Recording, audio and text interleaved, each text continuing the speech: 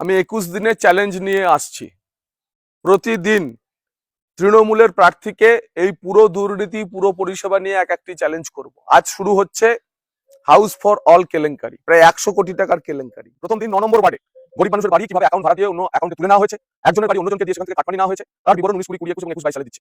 যাদের নামে বাড়ি এসেছিল একাধিকবার চেঞ্জ হয়েছে, আমি একটা লটের নাম বলছি যাদের নামে বাড়ি এসেছিল যারা বাড়ি পাননি। তাদের মধ্যে অন্যতম রয়েছে দীপক দাস, সঞ্জীব কুমার খা, তারানাথ, দীপক, পিঙ্কি কাহার, বদরে আলম, তারা কাহার, মণি বেগম, লাল রাওয়াত, রাসমণি রয়, আব্দুল হাসিব, মৌসুমী দাস, আবুল ইসলাম, সুদীপ সেনগুপ্ত, ঝুমা রয়, পূর্ণচন্দ্র সেনগুপ্ত, বিপত্তারণ রায়, বিপত্তারণ দা, গোলক বিহারী খাক, মণি বেগম, বাসুদেব দাস, দেবাশিস চ্যাটার্জি, নমিতা ঘোষ, সুদীপ্ত দত্ত, বেলি বিবি, শামসের আলী, রূপালী সেন দাস, চম্পা মন্ডল, অজন্তা মন্ডল, অজয় চৌধুরী, অর্ণব চ্যাটার্জি, শান্তি মন্ডল, আনারকলি বিবি, মোহাম্মদ শামসের আলম, বন্দনা ভট্টাচার্য, টুকি দেবী, বৈশাখী মাল, আকবর শেখ, সীমা শেখ সেন, হালিমা বিবি শেখ সনি, শান্তব্রত মন্ডল, রত্নদীপ পাল, সপ্তম দাস, আশুতোষ কাহার, সীমা বসাক, সীমা মন্ডল, বিকাশ কৈতন্ডী, সমীর সরকার, মনু কাহার, চৈতালি দাস, অতুল মন্ডল, জয়ন্ত মন্ডল, শেখ শরীফ, উত্তম দাস, প্রতীক কুমার দাস, মহিমা খাতুন, অরূপ চৌধুরী, ঝর্ণা মন্ডল, জয়ন্তী ঘোষ, আলিমা বিবি, সুকান্ত মন্ডল, পার্বতী গোস্বামী, অরূপ সরকার, বাসন্তী দাস, এরকম আরো অজস্র নাম রয়েছে।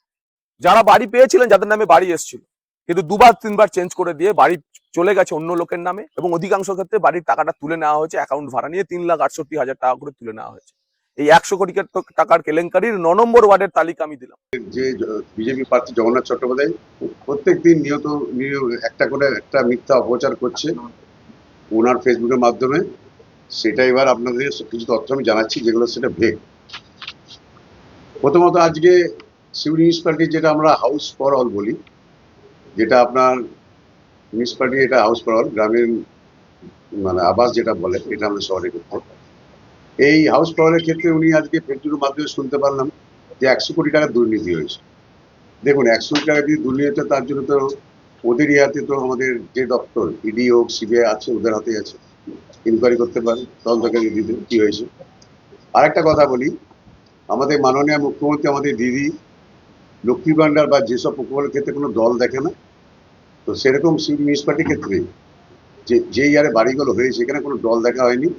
যারা গরিব মানুষ বাড়ি পেয়েছে, নিম্নমধ্যবিত্ত যারা বাড়ি পেয়েছে, তারা লিস্ট আমি তথ্য দিচ্ছি, যারা বিজেপি লোকেরা বাড়ি পেয়েছে এবং বিজেপি আপনার নামগুলো আমি লিস্ট একদিনে এত লিস্ট বলছি না, তো আপনার সামনে ধরছি। 6 নম্বর ওয়ার্ড সুব্রত সরকার, যে বিজেপি কর্মীর সঙ্গে ঘুরছে, বিজেপি করে। বৃন্দাবন ধীবর, যে বিজেপির সঙ্গে প্রার্থীর সঙ্গে ঘুরছে, সে পরিবারের বিজেপি পরিবার। আপনার বাবলু বাগদি, সুজিত বর্মন, এরকম ক্ষেত্রে ক্ষেত্রে ভুবন কার্তিক, গণেশ মাল। 2 নম্বরে যেরকম আপনার উত্তম পাল, মিলন পাল, এরা কিন্তু বিজেপি পরিবারের প্রার্থীর সঙ্গে ঘুরছে। এরকম বিভিন্ন। সবচেয়ে আশ্চর্য বিষয়, আমার 9 নম্বর যেটা আমার ওয়ার্ড, এখানে বোজো বিশল বড়াল, যে তার ঘরটা একটা RSS এর পরিবারের ঘর, তাকেও আমি বাড়ি দিয়েছি। এটা কিন্তু দল দেখা হয়নি। তার নামে অনেক শুনেছি বাড়ি পাইনি বলছে। ওনার কাছে যেতে বলবো, আমি মিডিয়ার কাছে অনুরোধ করবো, এই যে নামগুলো বলবে যাবেন, যে আপনার ওনার বাড়ি হয়েছে কিনা দেখবেন, ওনার বলবে বাড়ি হয়েছে। আর একটা উনি বিভ্রান্ত করছে মানুষকে ফেসবুকের মাধ্যমে বলছে, যেটা আমাদের যে রিলিফ ফান্ডে নাকি 1.5 কোটি টাকা দুর্নীতি হয়েছে। আমাদের রিলিফ ফান্ড বলে পৌরসভা কোনো রিলিফ ফান্ড নেই। বলেছে নাকি তিরপলের টাকা এসেছিল ফ্ল্যাটের সময়, নিয়ে টাকা নয় হয়েছে। প্রথম কথা, উনি মিউনিসিপালিটির সম্বন্ধে আগেও 2বার তথ্য দিয়েছিল, ওনার কোনো ধ্যান ধারণা নাই। ওনাকে একবার আমি বলেছিলাম, একটা বার্থ সার্টিফিকেটের মাধ্যমে বলেছিল, তো ওনাকে আগে জানা উচিত পৌর আইনটা কি কি আছে। তো প্রতিনিয়ত ওনার ফেসবুক মাধ্যমে যেটা করছে, মানুষ থেকে বিভ্রান্ত করছে। আমি সিউড়িবাসীর কাছে বা সিউড়ি বিধানসভা প্রার্থী মানে মানুষের কাছে একটা আবেদন করব, ওনার যে মিথ্যা প্রচার, তার জন্য আপনারা সজাগ হন। এইগুলো যদি প্রমাণ করতে, ওনার হাতে যে দপ্তর আছে, বিজেপির হাতে যে দপ্তর, এই বিষয়ে তদন্ত করুন, তাতে যেটা শাস্তি দেবে সেটা আমি মাথাতে নেব।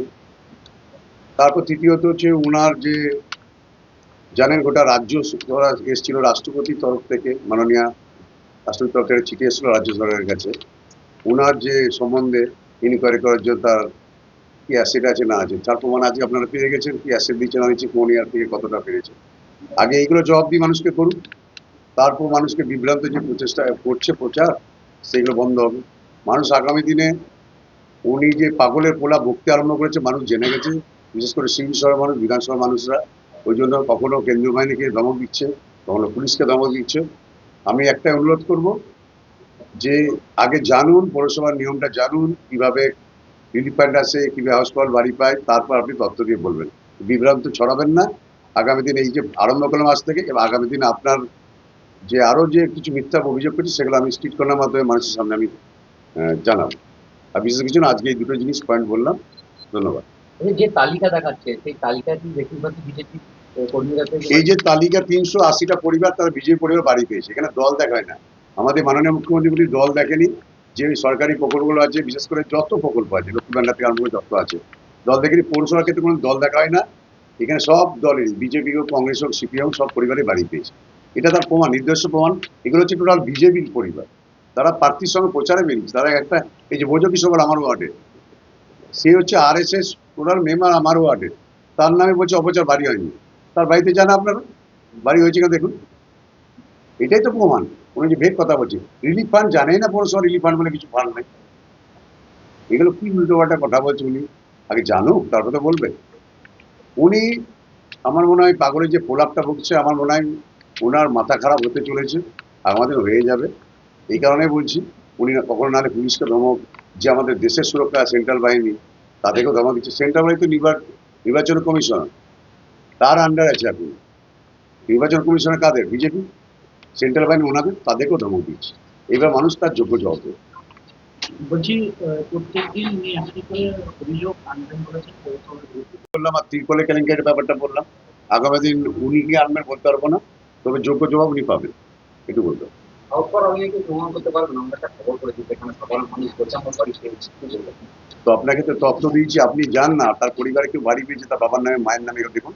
আর উনি যে তথ্যটা দিচ্ছে সেটাও প্রমাণ করুন। এইবার উনি যে তথ্যটা বলছে কারোর নাম কেটে দেওয়া হয়েছে, আমাদের ম্যাপ, যেটা ম্যাপিং বলে, জিও ট্যাগিং বলে, কিছু কিছু অনেকজনের সারেন্ডার করছে যে আমার জায়গাতে হচ্ছে না, এরকম গাইডলাইন আছে। উনি জানো যে গাইডলাইনে যদি না নর্মস না মিলে তো বাড়ি অটোমেটিক নাম কাটা যায়, সেরকম কিছু হয়েছে, টেকনিক্যাল প্রবলেম। অনেক মানুষকে বিভ্রান্ত করাতে বলছে। বিভ্রান্ত মানে উনি তো পাগলের প্রলাপ অনেকদিন ধরে বকছেন, আরো যত দিন যাবে আরো কিছু বিভ্রান্তি ছড়াবে। পাগলের প্রলাপ যেরকম বলে, দেখতে পাচ্ছেন তার অ্যাটিটিউড। একটা সেন্ট্রাল যারা কেন্দ্রবাহিনী, যারা দেশের সুরক্ষা দেয়, তাকে কি মতো হাত উঁচে কথা বলছে, তাহলে পাওয়ার আইলে কি হবে বুঝতে পারছেন? মানুষের কাছে আগুন থেকে তুমি অ্যাটিটিউড করে।